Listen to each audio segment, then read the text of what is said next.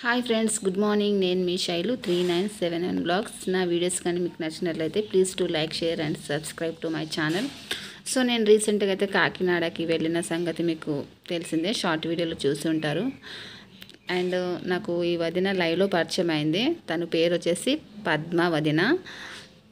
నాకు సొంత వదిన కూడా ఉన్న అలా ఫ్రెండ్లీగా ఉంటుందో లేదో మేబీ నాకైతే తెలీదు.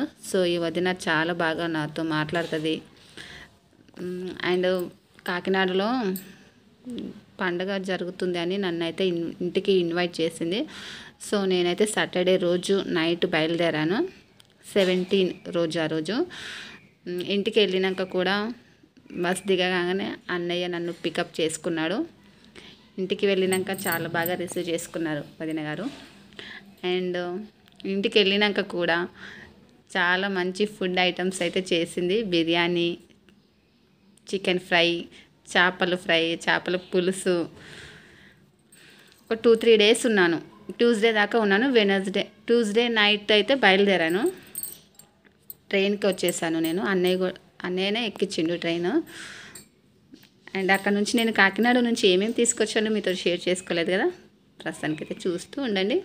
ఫ్రెండ్స్ చూడండి, 4 డ్రెస్సులు అయితే షాపింగ్ చేసి నాకు డ్రెస్సులు ఇప్పించింది. ఇదిగోండి, ఇదొకటి, 4 డ్రెస్సులు అయితే ఇచ్చింది డ్రెస్సులు.